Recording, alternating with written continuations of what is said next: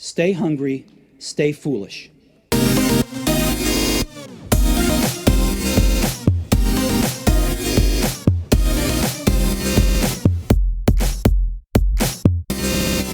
Our guest today delivers concise advice on how to move from original insights to new ideas, and from new ideas to valuable real-world innovation. You'll learn how to increase creativity, understand the psychology of thinking differently, encourage collaboration, co-create with customers, overcome indifference, create an idea-hungry culture, rid yourself of creativity zombies, and get to innovation paradise. Drawing on over 30 years of research and experience, this honest, straight-to-the-point playbook can be dipped into or read cover to cover, giving you important reminders and guidance in how to make new ideas useful. We welcome author of the Innovators book, Rules for Rebels, Mavericks and Innovators, Dr. Max Mckeown. Welcome to the show. Good to be here, Aidan, and very well introduced. I sound like a total superstar, don't I? So we'll dive straight into it. Although the book is lovely and concise and beautifully constructed, really great job on the artwork, etc., it's very, very dense with information. And I love how you open the book, Max. Our human history is the history of ideas. Our human future is the future of ideas. Human desire, human imagination, human ingenuity, creating and copying, tool makers and dream chasers. Quite a way to start. I mean, this is about my 10th book. I've written other books about strategy and innovation and adaptability, psychology. It's important for your listeners to know that I've got 4 degrees in computing, strategy, doctorate in innovation and strategy, psychology as well. In that, I love ideas and I love seeing where humanity has come from. So how did we get to this point? Not so much why we're here in some kind of metaphysical way, but how did we get here? What series of choices? Is this how we would have made it if we'd thought about it? What are we likely to do next? What's feasible? What's possible? And so right at the heart of it, and you'll see this all the way through this book, the portrayal here is a mixture of words and pictures that reflect my research and also my mode of delivery, so that you come up with this, just a few words here. Our human history is the history of ideas. Of course it is. Of course it is, because history is what is significant about the different ways that humans have lived, the differences. And we act according to the ideas in our heads, and we act differently when new ideas come into our heads and into our mode of life and change our behaviors. So as soon as you have a concept, a philosophy, you might change your behavior. And as soon as you have a tool, a way of doing something, you might behave differently. And that's all of it. And therefore, we can confidently say that our future will be the future of ideas, ideas that stick, ideas that change possibility, ideas that just shift us one way or another. I mean, we have such software, and humans are remarkable in the way that you can kind of inject, or they can bring an idea in. I know you're an idea maven, you love collecting them. And once that idea comes into somebody, they think that this is good or bad. They think this is useful or not useful. They think this is exciting. They'll work. They'll die for it. That ideas are everything as far as humans are concerned, and of course will shape our future. You tell us 3 things are necessary for successful idea selling, or else what you can call innovation. First thing we need to do is make ideas useful. The second thing is to build a bigger brain. And then to win with new ideas is the third part of the 3 necessary tools that we need for innovation. So we'll get deep into those, but let's start, as you do in the book, with what you mean by making new ideas successful. Successful is exactly what it suggests, in that somebody, maybe this isn't thought about enough, somebody has to look at an idea, new or old, finished or unfinished, and say, what is it I'd like to achieve with this idea? Or what would I like to achieve? What tool or idea do I need to achieve it? There are different ways of looking at the same thing. So what some people are sort of idea and tool focused. They come up with a cool new thing. I say that the true parents of innovation are necessity and curiosity. So some people are driven by the curiosity bit. They just, those people who take apart a television set or a computer. They want to understand how things work, a car, whatever. They understand how things work. Do a new crazy thing. Will this electric fence in a farm setting? What will happen if I touch it? What will happen if I touch it and I'm holding my friend? You're describing my childhood. A whole team of people, and you're just curious for new experiences, and you see, and the more scientific among the fellow humans, they do it. Franklin had attached a dog or something to a kite and flew it up there to see what would the impact of lightning. Just curious people. You got those people, idea generators, and then you got the people who say, I have a problem here, or I have an objective. I want a better world. That could be Martin Luther King, a social thing, or it could be a Musk, somebody who wants to come up with a new clean transport solution. Those people aim at, or Greta, who say, I have a necessity that cannot be met, cannot be solved or achieved without a new idea, because if it could, it would have already been solved. Those are the necessity people. And then you have the curiosity people. And of course, innovators have to somehow bring those two things together to say, what do we do with the new ideas we have? And how do we solve the ideas that are unsolvable without new ideas? And it's how you bring those together, and then your own judgment as to whether it's successful or unsuccessful, which is why the definition of innovation being about practical creativity and innovation being about making new ideas useful is so important. It's not just the idea. It's not just the invention. It's not just the tool. It's not the newness. It's the newness made useful that should matter to an innovator for a purpose, whatever that purpose is. You reminded me, I mentioned of my childhood, but also I was thinking about this the other day. We live in a throwaway society, and many of the things like a hairdryer or a broken, one of the kids' toys, etc., we'd throw them away. And I recalled recently when I was about to throw some stuff away that actually when I was a kid, I used to take that stuff apart, and I'd get more joy out of that than actually a brand new Lego set or something like that where you built to the instructions. And I bought my kids little screwdrivers, little mini screwdrivers and stuff like that. And it becomes now a ritual when anything's broken and it's not fixable, I give it to them and they take it apart, and they absolutely love doing it. And my wife's in the background going, if you electrocute those kids. I remember learning the difference between electricities when I remember plugging a car radio that I'd bought at, the jumble sale or something, but into the mains electricity as a kid. And suddenly you learn, the difference between voltages. I mean, this getting your hands dirty part of innovation is, of course, hugely important because it builds confidence and skills. It builds that sense, that self-efficacy, Boundao, that belief and confidence that you can remake your world. The world has been made and the world is remakeable, and that you personally can remake the world. And then the next level up is that you have the skills, the know-how to remake your world. And that's what programmers, engineers, scientists, by playing, they go, oh, I can change the color of that program. That's what the Raspberry Pi is about, really, is trying to tell somebody this software in front of you is made by somebody. The electronics is made by somebody, but so's your body, and so's politics, and so's, culture. It's all been made up by other humans. And just because you can't see the makers and there aren't signatures on rules and regulations and traditions and even religion, doesn't mean that it wasn't made up by a human. And what is made can be remade or unmade and made better.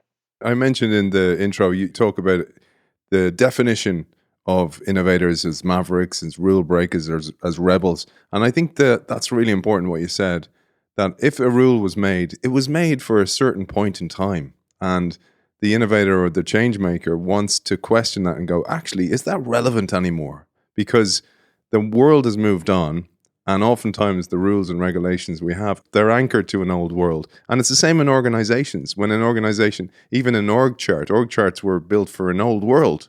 and we're still using them and we're still using the structures. And that's why it's breaking down. And it's also true that a thing may have arrived for no particular reason at all. Not only is it no longer useful, it maybe never was useful. And nobody can remember if it ever was and where it ever came from. And we have these ideas floating around. Much of what we do it's unclear where it came from. And so because of that, I think it's very important for us to not assume that what is has any particularly good reason for existing, and so that we can question things. And I don't mean, by the way, that we should just rip up everything. There's no evidence that just disrupting for the sake of it leads to anything better. It could just mean that you've got a bunch of chaos monkeys just ripping things up because they like it.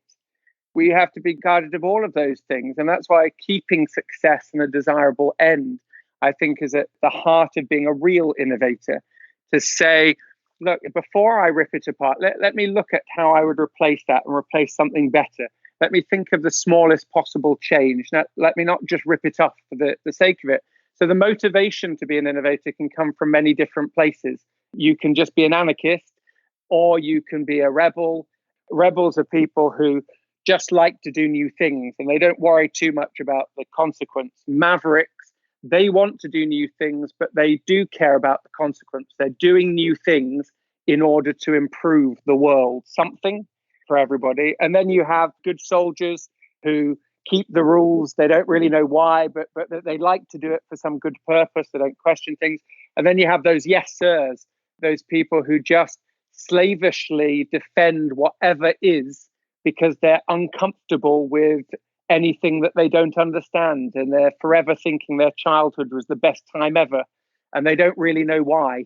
And if the world was white, they want it to remain white. And if the world was masculine, they want it to remain masculine. If the world was, a certain kind of TV show, they want it to remain that way. They don't know why they're defending it, but they're going to keep on going. And what you want to do is, of course, shift the climate towards judging a rule on its merits and judging breaking a rule on its merits and being willing to do it or not do it, depending on whether it actually contributes to the greater good. Yeah, and you tee up a principle that's dear to my heart. And I love the psychology of innovation and why it gets blocked. And for example, you mentioned there the people who are stuck with the status quo and defend it. Because unfortunately in our world, oftentimes they're the ones who lead organizations because the organization is established. It's established a way of doing things. It's established modus operandi. And the economist John Maynard Keynes once said, it's not new ideas that the problem. It's not letting go of the old ideas. And in this vein, you highlight what we know can actually hurt us. Yes, very much so. And I guess I should say to those who haven't seen the book yet, that all of these concepts, these aphorisms, I've made this book as short as possible. So every little word, every little phrase is very carefully chosen. I mean, I've semi-agonized over the choice of one word or another all the way through. Keep making it shorter because when you get to this point of what you know can hurt you, it's that you think you know it and you don't, or you've learned how to keep a particular rule, but it's really not going to keep you safe in the future. We sometimes think that only means it can hurt you because your business fails or because you lose your job. But there are other ways in which it can fail you. There are some wealthy people in this world, wealthy, powerful people who are nevertheless trapped in a miserable equilibrium, and they'll die rich. And I think that they'll die trapped at the same time. And I would pity them more than fear them because they are trapped in what they think they know. It's the only thing they know. The only thing I learned how to do was to be a selfish bastard. Does that really help you? I think it does help you in acquiring money. You're made for it. Because in any given situation where a wise person, a prudent person might say, hey, I don't think this is working out for everybody. That's a bit, mean, or that's a bit short-sighted. The greedy bastard personality will say, well, I'll take it anyway. I'll take it anyway, no matter what, even if it harms everybody else. And so I suppose that I am arguing for a form of wisdom, like Gracian argues, a form of prudent innovation that can be radical, but not damaging, and can be, of this moment, but at the same time, long-term wise. You know, there was a line that I loved in here. You said, better to ask stupid questions and keep learning than stop learning and stay stupid. And it's why at the start of the show I used the Steve Jobs intro, which is stay hungry, stay foolish, because hungry means hungry for more and curious and improvement, and foolish means seeking new knowledge in permanence. So you never stop learning. The point is, as ever, to learn so that you can adapt, so that you can enjoy more success in that sense that you understand it, or that I understand it, whatever you're seeking. Mine's peace and prosperity, and love and friendship. You know me, I would measure my life on things like what I learned, but also how many hours I got to dance in a room full of people who are giving off good vibes. So it's different for different people. But the idea that we should stay stupid when we could actually become smart is sad. But until really smart succeeds, stupid will continue. You have to find ways, not just to win the argument, but to change the world, which is why there are 3 jobs of any innovator. It's not enough to just be right. You have to do more than that. Let's jump into some of the concepts. You mentioned there the way the book is structured, and there's a great one here, which is how little can be huge. And you give the great example of Oral-B. On a toothbrush, as you know, you're not meant to carry on with the same old toothbrush until it wears out. It's not good for your teeth, and it's also not good for a toothbrush manufacturer because they can't sell you a new one. So ideally, what you want is a twofer here. You want a both situation where the user of that toothbrush is helped, and so is the manufacturer in this case, and it can carry along happily. And really, what they thought of was, if we just color the top of that toothbrush bristle, when it wears down and there is no more blue left, you know it's time to buy a new toothbrush. That simple. It doesn't cost any money. It's really clear to the consumer, and you have a virtuous cycle. So very small things can have a big impact. And that's true for things that are viewed much more complex. You find just the right molecule and you have high impact. You understand the mechanism, and suddenly you're using the body's T cells to fight cancer instead of missing it. But yeah, Oral-B, teeny example, coffee cup holder, tiny example, but it still improves things and can provide help to the consumer, but also often a livelihood for the inventor. So it's this idea of hybrids, and it doesn't have to be one or the other, or twofer, as you mentioned it. Let's share the further concept here of tensions and contradictions, which you do beautifully, by the way. You said about choosing the words carefully, and that's very, very clear, by the way. And you say here, if the innovation doesn't overcome some contradiction between conflicting objectives, then it is not genius, it's obvious. Yeah, I'm giving a pause for my own enjoyment in my own language. You're like, bravo, young sir. Yes, well done. So, I know that it sounds full of myself, but sometimes I have reread my own work and I'm thinking, that is really bloody clever. Well done. Well done, you. I wonder if anyone else is going to notice. So, raise a glass in the mirror to yourself. So thank you very much for that. Because people can use words to describe books, I suppose, as say simple or accessible, or I read it quickly. But it's so important. I love aphoristic books, books like Sun Tzu's Art of War, or Gracian's The Art of Prudence, or Machiavelli's to some extent.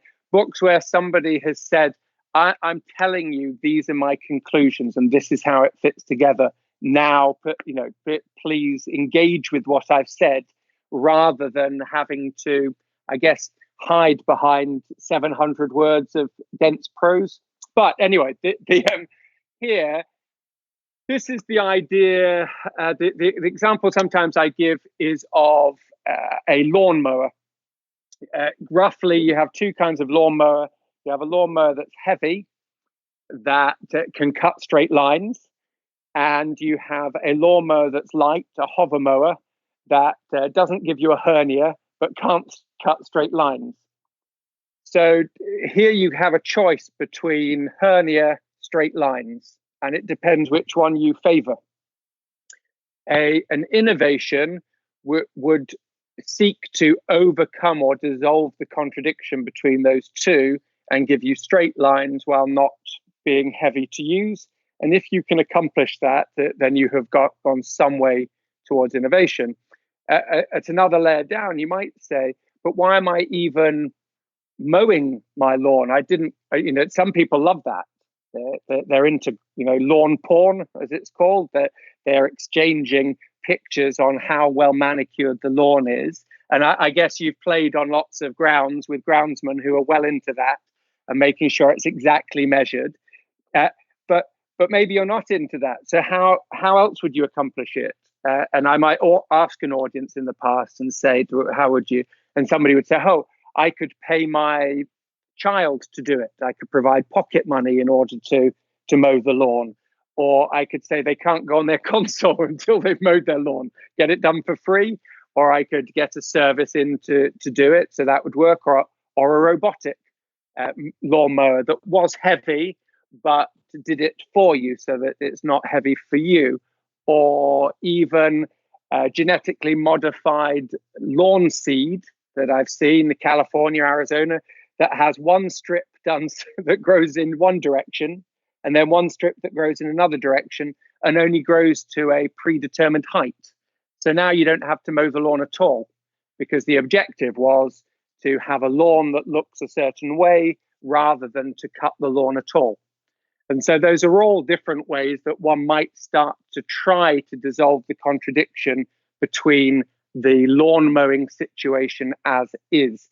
And that is the case for all situations. You can attempt to dissolve the contradictions between A and B. And therein lies the genius when you do this, when you solve these contradictions. Let's move on to variations. And I loved how you phrased this. If you're going to take another pause here, man, it's like it's actually like you think in paradox in this book, which is lovely, and in contrasts, in positive contradictions. And you say here, innovation seeks to overcome constraints by introducing new approaches to how a problem is solved. In the old approach, the new performance objectives were possible.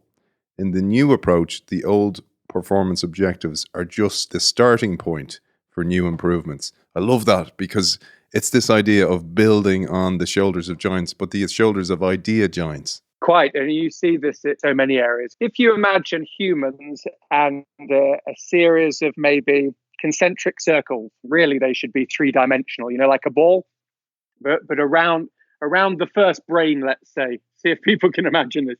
But you have the concentric circles coming out.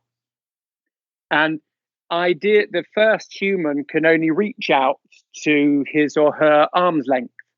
And then they discover a stick, and then they discover a stone, and they can reach out a little bit further. And then they discover things that you can do with that stick or stone by adding the stick to the stone. So now you have a spear or a piece of cord to it so that you have a trap. And it's every layer, the reach of that individual human is extended, or the group of humans is extended along the 6 or 7 key desires that humans have. Because all of this is guided by human nature and human desires. And it gets further and further, so that really you start from scratch. If you want to get a message to New York now, you don't think about weeks or months or days or hours. You think of, you don't even think of a time difference. It would make no difference whether this podcast was from the England to Ireland, as this one is, or England to New York or Australia. And so you start at the previous best, and then you work outwards. And I think this is sometimes what people find hard in adaptation, is when they haven't realized that the boundary has shifted. So they're still trying to catch up from the previous zone, and they're having to work as hard as they possibly can to keep up because the costs have changed. For instance, you can't run you can't run a shop on a high street in the same way as you can run a shop online. The economics are not the same. And so you thought this was impossible before, and now it's not only possible, it's normal. It's taken for granted. the 2-hour delivery or an hour delivery, and you haven't realized that, and then you find it hard to keep up. Standards have changed. And people find that hard in cultural elements too. Things have moved on, and what you thought was previously acceptable isn't anymore. We can do this in a whole different way. So let's do it the new way and then push forwards. If you don't do it the new way, you're going to be left behind. And as you say, like you see it, for example, with broadcasters, with TV broadcasters, that Netflix has set the new standards. You see it with retailers and e-tailers that Amazon is the new standard. So if you're not like them, then you're behind. And everybody's comparing against that new standard. I love that. And you tell us new ideas are always made of old ideas. And you give us the example of Lego that many people may not know. Well, before Lego, as you bring up, there were other plastic bricks. And those other plastic bricks looked almost identical to Lego. They have a history. You can go online and find them, and a series of red bricks. First, just basic, and then with a slit in them so that they can move, so they can fit onto each other, and then with studs on the top, and then with a superstructure inside so that it can flex but still stay firm. And even the Duplo blocks have existed before Lego. Some of those were copied with permission, and some of them were just copied. And so even Lego, the building block that is Lego, has come from somewhere. But then, as I point out it with another principle, no idea, however beautiful, is ever perfect. And so there is always room. You've never run out. It's never too late. Oh, I don't know. They've got penicillin. There'll be no need for new medicines. Or, they've got calculators. There'll be no need for a new calculating device. There's always something that you can do better, but you can look backwards for new ideas to either merge them or to multiply them or to reverse what exists, to cut something off or to add something on, and then generate something else. The play system is what Lego gives you. The play system, just as Edison gives you the lighting system. That's what he really brings to you. He doesn't bring the component parts. Jobs brings you the media delivery system. That becomes the new norm. It's this idea of thinking in ecosystems. But last one on ideation and new concepts before we move on to building a bigger brain, the second part of the book. I loved the concept of idea zombies, and it reminded me of what physicist Max Planck once said, which is science advances one funeral at a time. And that we need to almost kill off those other ideas, because if we latch on too strongly to them, they'll drag us down. They will, and it links back to that idea that what you know can hurt you. And in all of this, a favorite line of mine is always that it depends. It's not just one thing or another thing. And occasionally it is easier to sell just one simple answer to a question. Everything's about no, or everything's about yes, or everything's about speed, or everything's about solidity. But the truth is, it's everything matters that matters. And in this case, what you're trying to do is look at an idea, and if an idea is past its sell-by date, if an idea is using up more resources than it gives you back, if it's dead but it doesn't know it yet, then what you have to do is work hard to kill it off for real. And part of that is to go for the head. And what I mean here is twofold, really. One, if those idea zombies are in the heads of your most senior people, then they will continue to feed them, and that will continue to, I suppose, infect the rest of the organization. So go for the head of the organization. However grassroots you may want to be, the head has an impact. And the second one is, of course, to go for their heads, in that that's where it is. And if you can break the hold that the idea zombie has over people, so they can go, oh, God, now I realize. Now I got it, that the high street is not what it was, that the economics don't work, or that the oil fossil fuel pollution thing is really real. If you can manage to convince a person to go A rather than B, then you can kill off the idea zombie and use resources for something better. In there somewhere is the start of the second concept, which is the idea of creating a bigger brain. And by this, you mean building a bigger mind for the organization, a bigger brain for the organization to make innovation happen or to sell the innovation or to accept it. And one of my own personal mantras is you cannot change business models until you first change mental models. And you emphasize the importance of nurturing a culture of innovation. And you may have heard I had the brilliant Amy Edmondson on the show before talking about psychological safety. And this is key to it because you talk about different types of culture: toxic, idea wasteful, idea friendly, and idea hungry. This cultural thing is so important because if we even flip back, even geniuses and even genius ideas are going to need the help of other brains and other bodies and other believers to get them done. From the seemingly just most banal, you have to have people to make the stuff that you have invented. Just for instance, you have to have somebody look after things, the account, all those things have to exist. So the idea of the lone inventor who is successful is so seldom the case.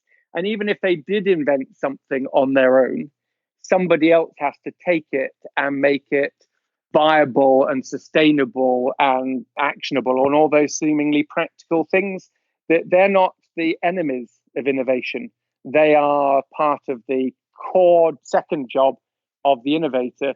Cultures is everything. It's the beliefs and the habits and the thought processes and the behaviors of a group of people, the way they joke, the way that they organize, all of those things. And you have those that are just toxic to any new idea. They're full of people who either think that they are right or just fear what is different.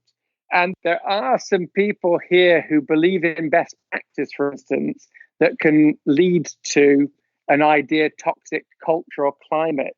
And that's interesting because you can have best practice for innovation that drives out ideas. You can have agile methodologies that slow everybody down. And so this idea that you're judging the idea on its conformity rather than on its consequence is right at the heart of idea toxic, and all the way through to idea wasteful, where ideas float around and sometimes they're used and sometimes they're not, to idea friendly, hey, since you're here, we'll sit down and have a chat, to idea hungry.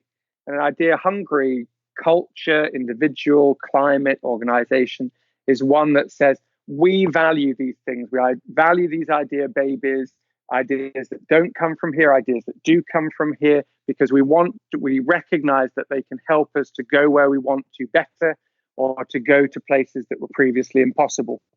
And so idea hungry, that's right at the heart of it, a valuing of.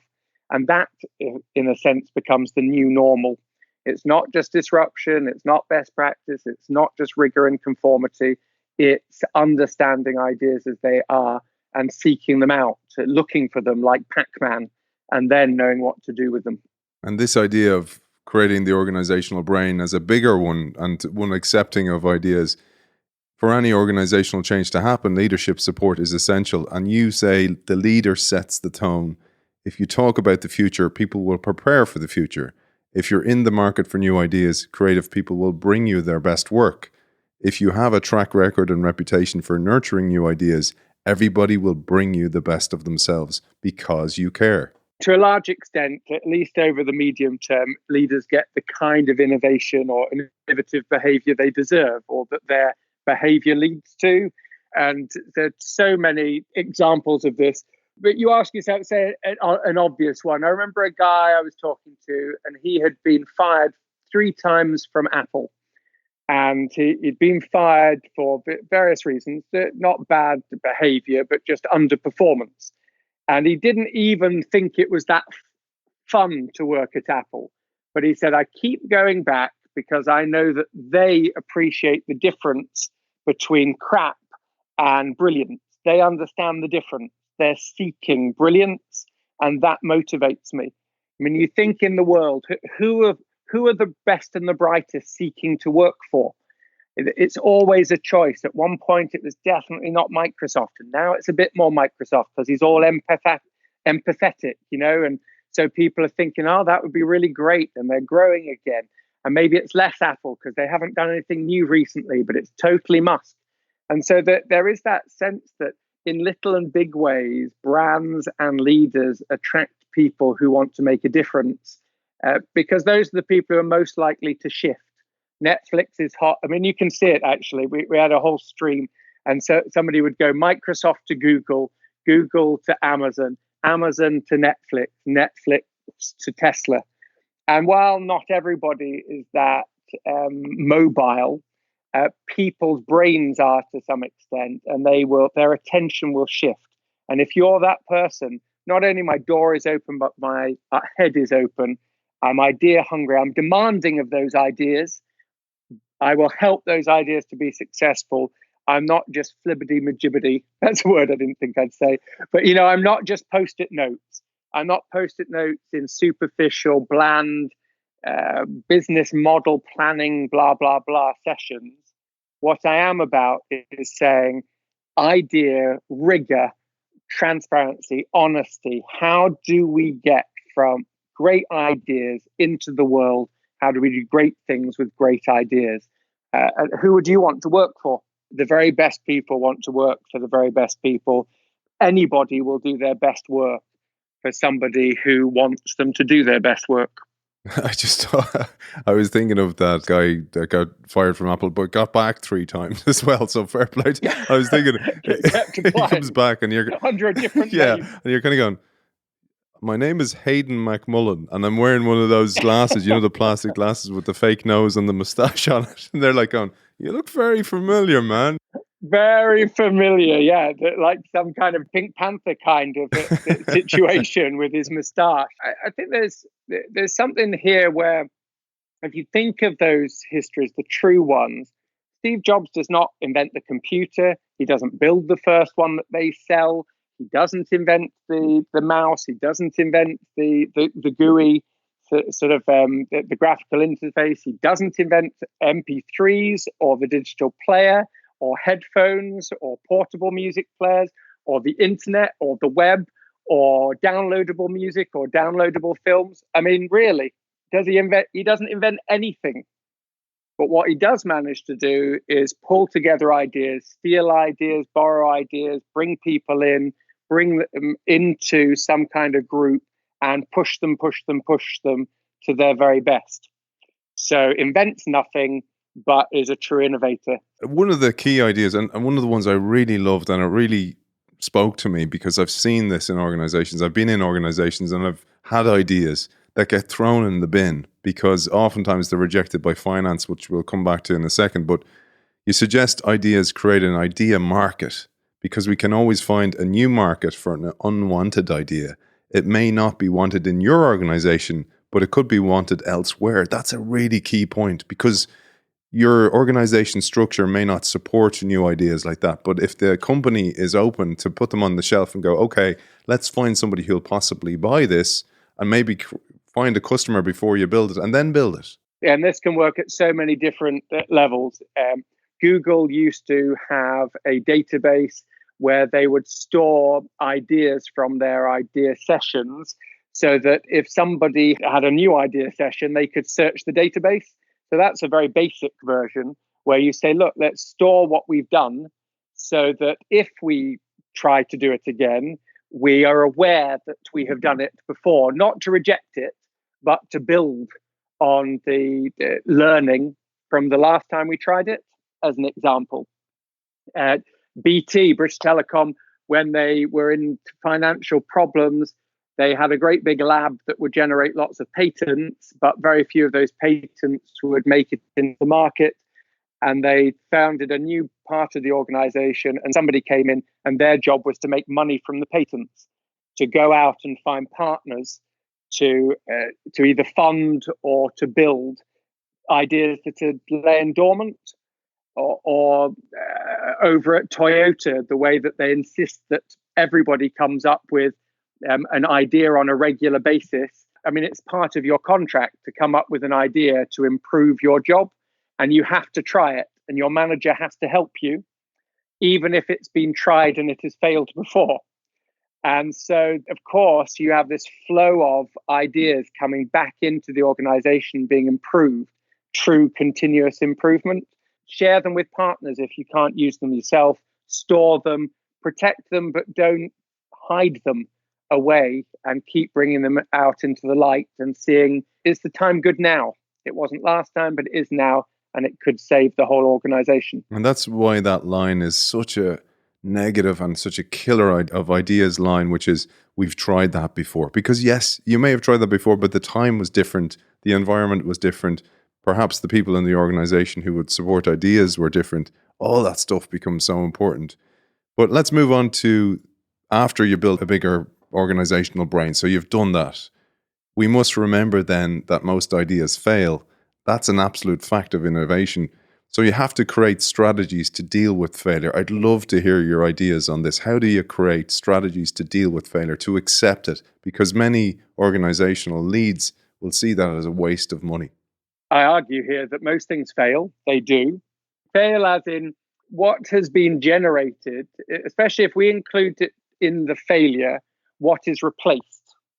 That an idea exists, because we talk about that with animals. If an animal goes extinct, we say that it's kind of failed. It's failed to adapt. It ceased to exist, even if it's replaced with a new evolution, a better adapted organism. So in this case, you can have replacement ideas. There was a blockbuster, but that idea has been replaced with a better adapted idea. Netflix, as an example, or Amazon Prime, and so on. So the idea, the core need is still there. It's just been physicalized in a different way.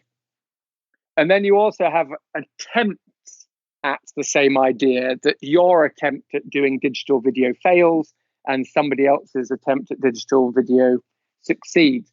And I think what I mean that largely in getting yourself a failure strategy is one that accepts that failure is normal, especially in a competitive environment. But people talk like all failure is the result of stupidity. It isn't really. You can be very, very competent. You can produce something of great value. But when you get to the marketplace and you have to make an idea popular and easy to swallow and more popular than the next one and able to compete and fitting into people's lives and having sufficient resources and all those things, you just need to have had somebody do it a bit better than you.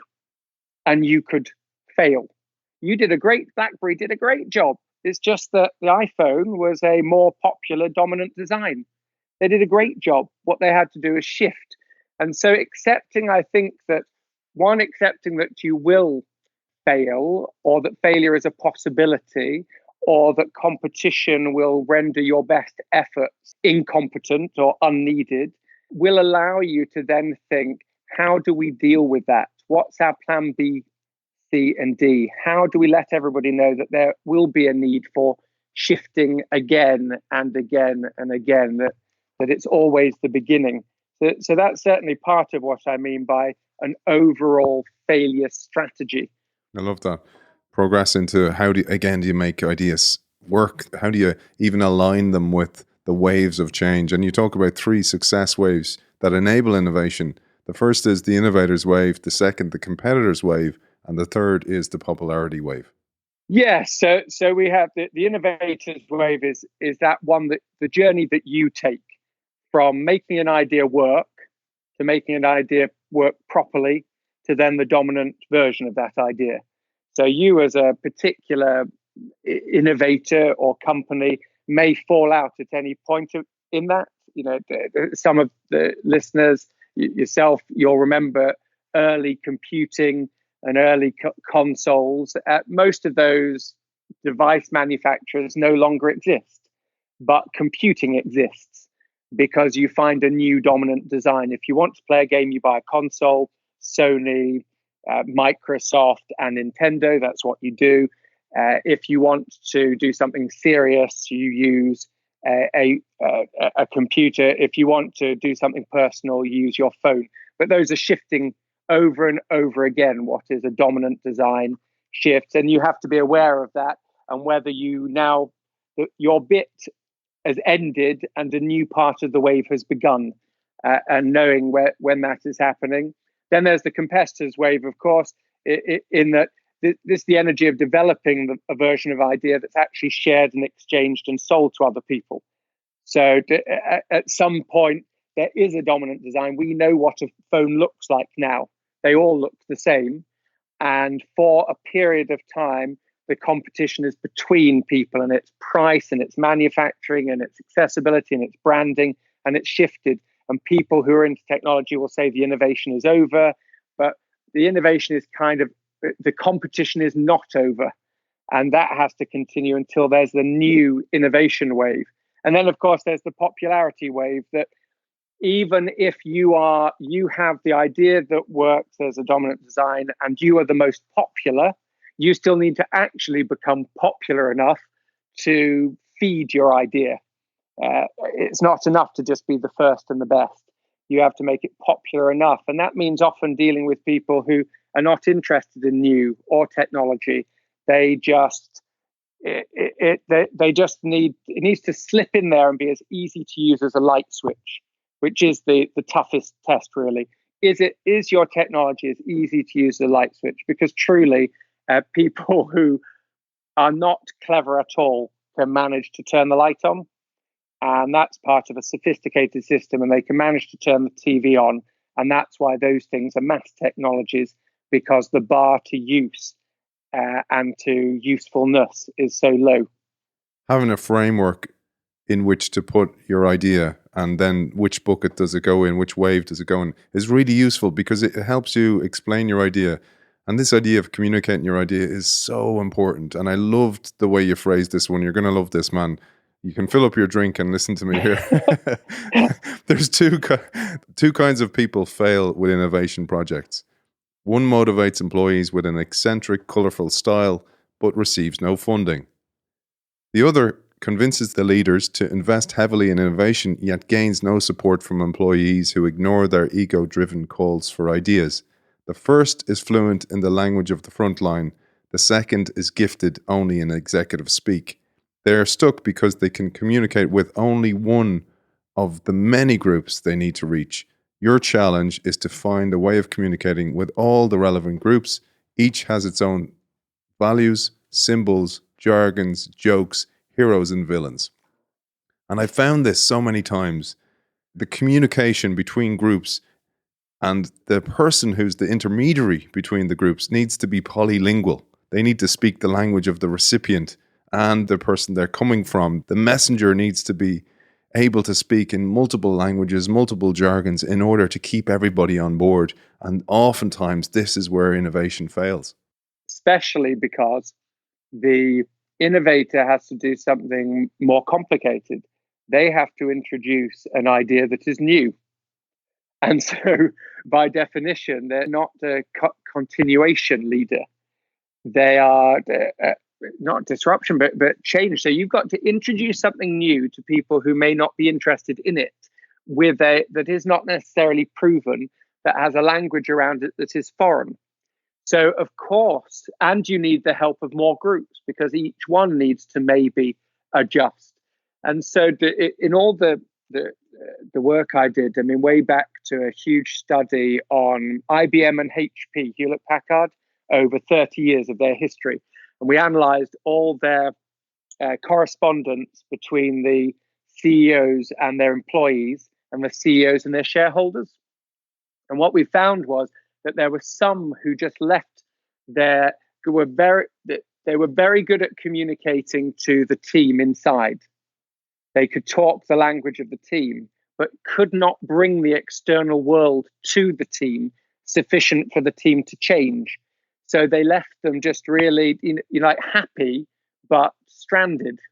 And then you had people who were really good at speaking the language of the market, and they were on the front of Forbes magazine or something, and the shareholders loved them, except they could not communicate to the internal team. And the internal team either were just confused, bewildered, or actually abandoned and attacked them.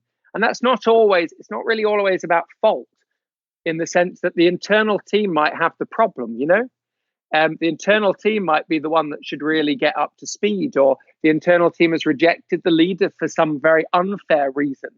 It could be something as simple as sexism. The leader is now a woman, and she is telling everybody what really needs to happen, but is being rejected. So I'm not talking about fair, unfair.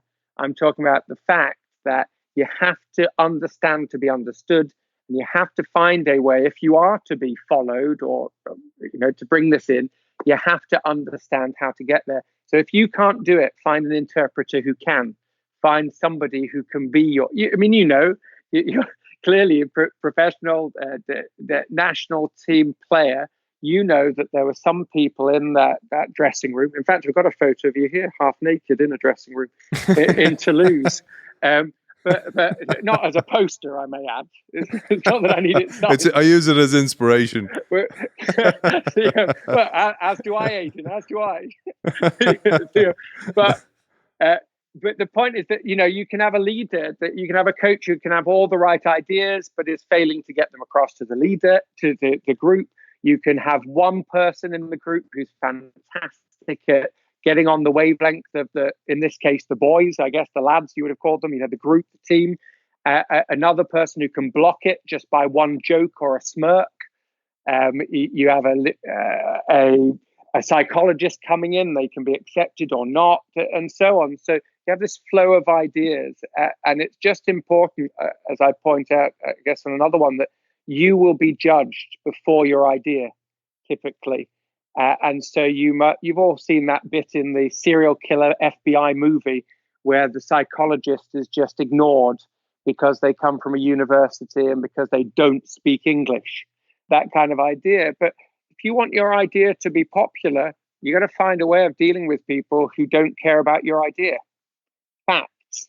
Greta can't carry on talking to people who believe her forever. There'll have to be a communication between people who don't care and people who do care in a language that those don't care understand.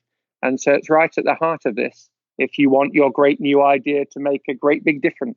And this is why culture is absolutely key. Last one on this, because this one, many people listening to the show who are change makers within organizations will have found. And it's that idea of selling the idea. And one of the biggest rejections comes from trying to get finance on board because they value innovation or non-innovation in the same way, or they try and enforce the same timelines as a proven idea on top of an unproven idea. And that makes the idea stillborn. Very much. And it's linked partly to the idea of language, that surely those who you need cannot be best treated as your enemy. If you belittle, if you condescend to, if you have friction with the people you need, it seems highly likely that they will warm to you. So far better to say, what is it that they are looking for, whoever they are? Originality needs power is one of the principles in the book. And there are so many examples where an idea is rejected if the person who's offering it is not able to speak to power or to resources or to money. Now, there's many ways of doing this, of course. Now, fortunately, and maybe always, it's possible to go to big money, to traditional money, to formal money, to informal money, to your friends and families. So there are all sorts of ways of doing it, but you still have to sell your idea to get funding. And then even more than that, next, you have to find a way, call it the 1, 2, 3, because nobody's done it better than Netflix did it originally, when there were just 3 steps, a little video and a little poster that said, this is my idea, 1, 2, 3. And theirs was, select a movie online, request it, and it will arrive in the post. Send it back in an envelope. 1, 2, 3. And you've got to get it down there so that you're selling it to multiple groups in a very clear 1, 2, 3 way. It's not the appendices. It's not all the detail. It's definitely not all the technical detail. It's the 1, 2, 3 for the audience you're after. And that might be just, I trust you, you get it. And that might be enough for a funding group who's working for a team. Or it might be, you get me, I need a result by June the 3rd in order to report to my boss. So understand the message and then deliver it as a 1, 2, 3. And for people who are looking to find out the 1, 2, 3 about Max Mckeown, for your books, for your workshops, etc., where can they find you, Max? There is a www.maxmckeown.com, and I'm on Twitter and Instagram and so on. But come find me on LinkedIn, because there's discussion about these points, and you'll be surrounded by people who are really interested in strategy and innovation and adaptability and making a difference. And you can ask your questions there if you've got any. And of course, if you come armed with a selfie of yourself and a book, you'll get even more attention. You've kindly given me a copy to give away, and I'll give that away on LinkedIn when I publish the show. So, author of the Innovators book, Rules for Rebels, Mavericks and Innovators, Dr. Max Mckeown, thank you so much for joining us. Total delight, Aidan. Real pleasure. Thank you.